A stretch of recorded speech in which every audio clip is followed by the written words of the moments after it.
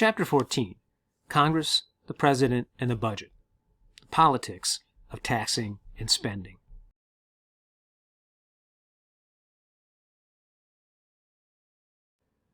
In 2011, President Obama proposed $3.8 trillion in spending, with a deficit of almost $1.3 trillion.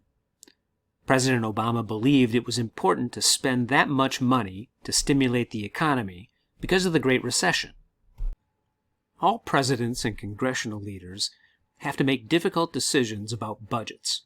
The big questions for us include who should pay for government and who gets the benefits from government spending. Remember, this sounds like the definition of politics we learned at the beginning of the course.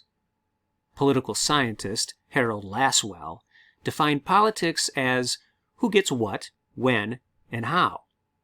The budget is one area that the President and Congress need to cooperate. If they don't make the decisions about the budget, the government shuts down, and that can have a huge effect on the economy. Why would a government shutdown affect the economy in a bad way? Common sense would tell us that shutting down the government would actually save tax money. Well, yes, but millions of people and thousands of businesses rely on government spending. It's a major part of the economy, and any disruption in government spending can disrupt the entire economy.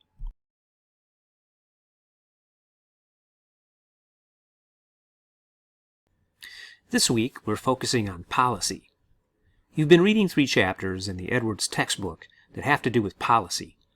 The AP curriculum doesn't include a separate unit on policy anymore, but it's still absolutely necessary to understand government at the AP level. Although you need to read all 3 chapters, I'm going to break down the policy issues to the bare metal in 3 video lessons this week. The first one will be on the President, Congress, and the budget. In order to understand economic and social policy, which will be the topic of the next 2 videos, we need to understand how the federal government plans for, collects, and spends money.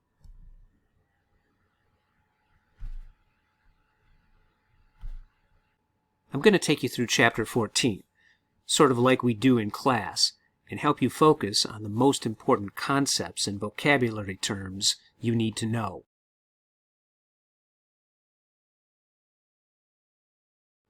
So let's start with the basics. First, let's talk budget. Most of us think about budgets like home budgets, and that's a good start.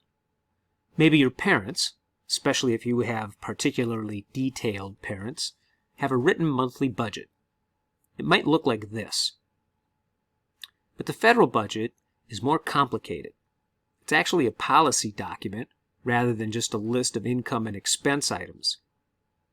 The budget is really more like a series of policy goals that have a huge impact on what government looks like and what government does.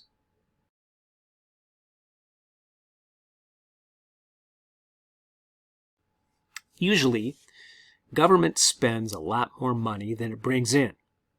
Each year, with very few exceptions, the federal government runs a deficit. A deficit means just that, when the federal government has more expenditures in a single year than it has in revenue. The fancy word for government expenses is expenditures, and the fancy word for tax money is revenues. When you add up all the years of overspending, you get the federal debt. So when we talk about the federal debt, we're talking about the total of all of the annual deficits the government has run up over the years. In 1980, it was $1 trillion. In 2011, it was $15 trillion. And today, it's around $23 trillion. This slide shows a chart from the GAO, or the Government Accountability Office, of the 2019 budget. We'll come back to this chart in a little while when we talk about borrowing.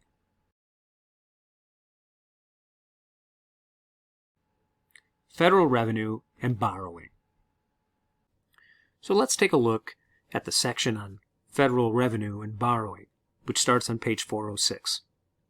You can see that the topics in this section include personal and corporate income tax, Income tax was put into practice temporarily in the 1860s to pay for the cost of the Civil War, and then passed into law by Congress again in 1894. The Supreme Court quickly struck down the law as unconstitutional in the case Pollock versus Farmers Loan and Trust Company. The reasons that Congress passed an income tax law and the reasons the Supreme Court struck it down are interesting, but more appropriate for a U.S. history class, so we'll focus on the way that Congress got around the court's check on its power. The court ruled the Constitution didn't allow for a personal income tax because taxes had to be apportioned to states like representation in Congress. Congress could change the apportioning language in the Constitution, but the author of the amendment, which would become the 16th Amendment, decided to simply give the legislature a new power to tax income. The amendment passed in Congress in 1909 and was ratified by the states in 1913.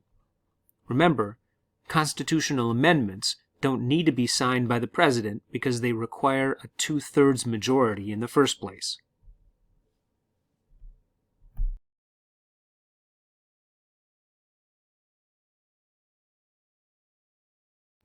Once the 16th Amendment went into effect, Congress created the Bureau of Internal Revenue, which would later become the Internal Revenue Service, and is in charge of collecting income taxes and receives and processes more than 143 million tax returns every year.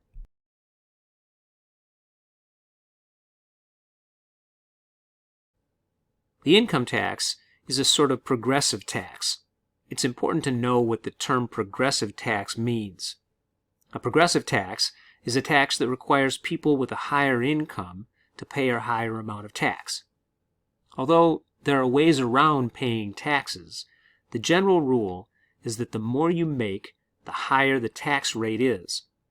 People who make very little income may not have to pay anything in taxes, or they may pay as little as 10% of their income in taxes.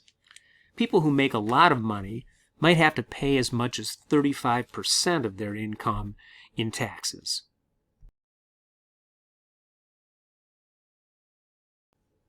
This pie graph shows the breakdown of income earners and how much of the total personal income taxes they contribute. About 40% of all personal income taxes are paid by the top 1% of earners. About 70% of taxes are paid by the top 10% of earners. The bottom 50% of income earners combined pay about 3% of the total of personal income taxes.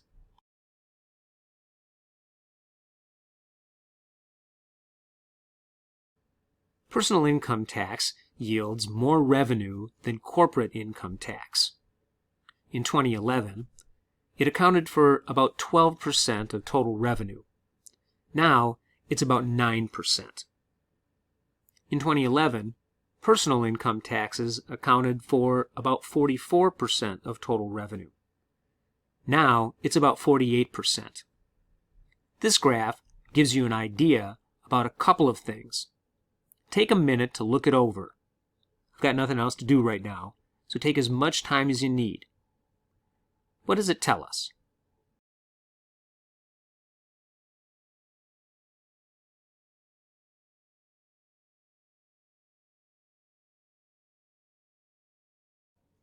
Okay, now that you're back, here are a couple of things you should have noticed, at least if you want to pass the AP exam. First, all the lines are trending up. They've all increased. Second, there's a big dip that starts around 2001, but it gets erased. So of course you're thinking, what happened around 2001? And you're thinking it was 9/11. But 9/11 didn't cause the dip. Before 9/11 happened, President Bush and the Republican-controlled Congress imposed a tax cut and actually took a surplus in tax revenue. This surplus came about because of policies during President Clinton's second term in office. Instead of using the surplus to pay down the debt, Congress and President Bush gave it back to people in the form of rebate checks. I have a friend who bought a recliner with his rebate check. It was delivered to his house on 9/11/2001.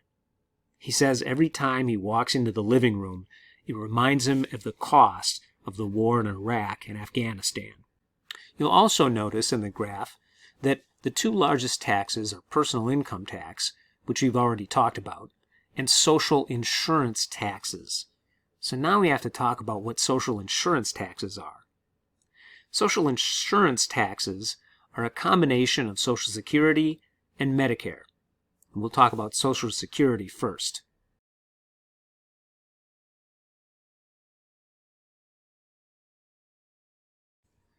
Social Security is old age pension money provided by the federal government. Before the Great Depression, people had to rely on their own savings, the pensions that were paid by their former employers, or pensions paid for by charitable individuals or groups, and any help that they could get from their families. Because the elderly were the poorest segment of the population during the Depression, and their situation was so bad, the Democrats and President Roosevelt created Social Security, and they designed it so that it couldn't be undone by Republicans once they got back in power. The design relied on a system in which current workers would pay for current retirees, but the federal government would keep track of what a worker contributed and promise them that they would get a lifetime pension from the government when they retired. How do you undo that? You can't. It worked great during the Depression and for a long time after, because there were 50 workers for every retiree. Until now, there are only 2 or 3 workers for every retiree. That's one of the main problems for your generation to solve: how to keep the promise of Social Security for the baby boom generation without bankrupting your own future. Both employers and employees pay an equal amount in social insurance taxes, which make up about 15% of an employee's income. Self-employed workers have to pay the entire amount themselves. About 3% of that 15% goes towards Medicare. Medicare was created in the 1960s during President Johnson's Great Society programs. At that time, retired people couldn't get insurance, so Medicare was based on the insurance system at the time. Because healthcare today relies much more on prescription medication, and the insurance system has changed so much, there's a worry that Medicare can't be sustained into the future. These social insurance taxes are often referred to as entitlements. Entitlements are government expenses that are already committed to, and the Congress can't cut them or reduce them like they can with other expenditures. Spending that the Congress can cut is often called discretionary spending.